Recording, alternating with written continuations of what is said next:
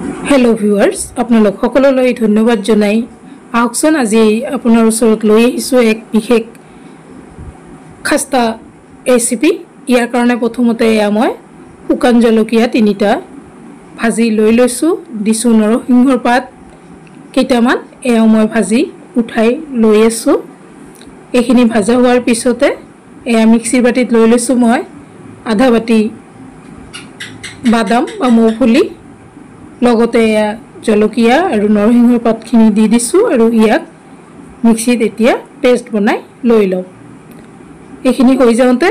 মই বল এটাত লৈ লৈছো এইখিনি লোৱাৰ পিছত এইখিনি জোকৰে দি দিছো মই হাফ বাটি সুজি হাফ বাটি বেসন আৰু হাফ বাটি অল পাৰপাস আটা দি দিছো জোখমতে নিমখ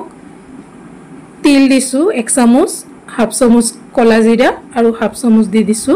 আজওয়াইন এইখিনি দি ধুনিয়াকে হাতেৰে বস্তুখিনি মিহলাই লৈ লৈছো এইখিনি মিলোৱা হৈ যাওঁতে ইয়াতে সৰু চামুচেৰে 3 চামুচৰ জোখত তেল দি দিছো ইয়াৰ পিছতে মই হাফ বাটি লৈ লৈছো ভাত যিখিনি মই ধুনিয়াকে অকমান পানী দি এইখিনি পেষ্ট বনাই লৈ লৈছো আৰু এইখিনি দি প্ৰথমতে মই শুকান গোটেই সামগ্ৰীখিনি হানি লৈ আছো এইখিনি হানা হৈ গৈছে হানা হৈ যাওঁতে ইয়াতে মই ভাতৰ পেষ্টখিনি দি দিছো এইখিনি দিয়াৰ পিছত এইখিনি দি ধুনিয়াকে মই গোটেই মিশ্ৰণখিনি মাৰি লৈ আছো আৰু এটা ডোৰ নিচিনাকে ইয়াক প্ৰস্তুত কৰি লৈ আছো আৰু এইখিনি বহুত আঠলুৱা হয় আঠলুৱা হোৱাৰ কাৰণে মাৰিবলৈ যথেষ্ট সময়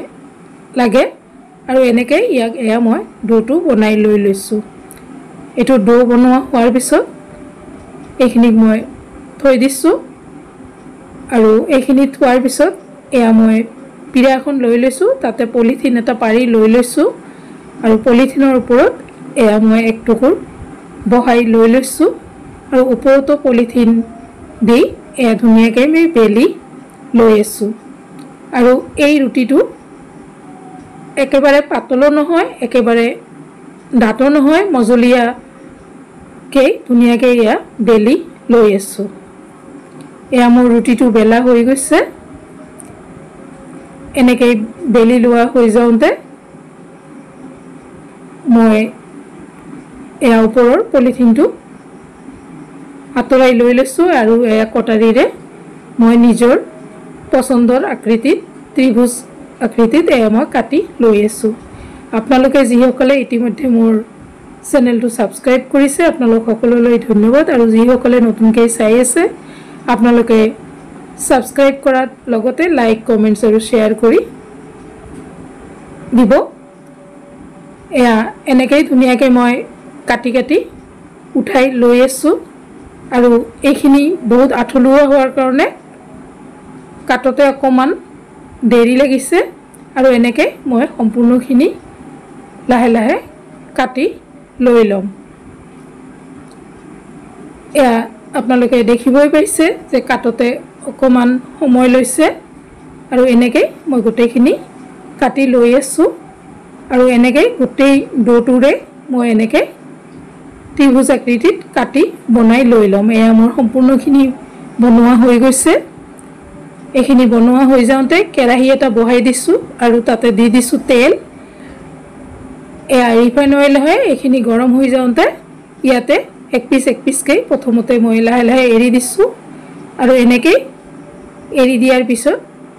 এইখিনি ধুনিয়াকৈ মই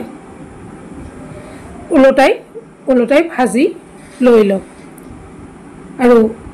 এইখিনি ধুনিয়াকৈ উলটাব পাৰিছো আৰু ধুনিয়াকৈ লাহে লাহে হৈ আছে আৰু জুইটো মজলীয়া দি দিছো যাতে এইখিনি বহুত মুচমুচিয়া হয় আৰু গোল্ডেন ব্ৰাউন হওঁতে ইয়াক মই প্ৰথমতে এইখিনি উঠাই লৈ আছো এইখিনি হৈ যাওঁতে মই দ্বিতীয় বেচৰখিনিও দি দিছো আৰু এনেকৈ গোটেইখিনি মই ভাজি লৈ লৈছো এনেকৈ বনালে 2 মাহলৈকে আমি সংৰক্ষণ কৰিব পাৰো আপোনালোক সকলোলৈ ধন্যবাদ জনাই আজিলৈ সামৰিছো।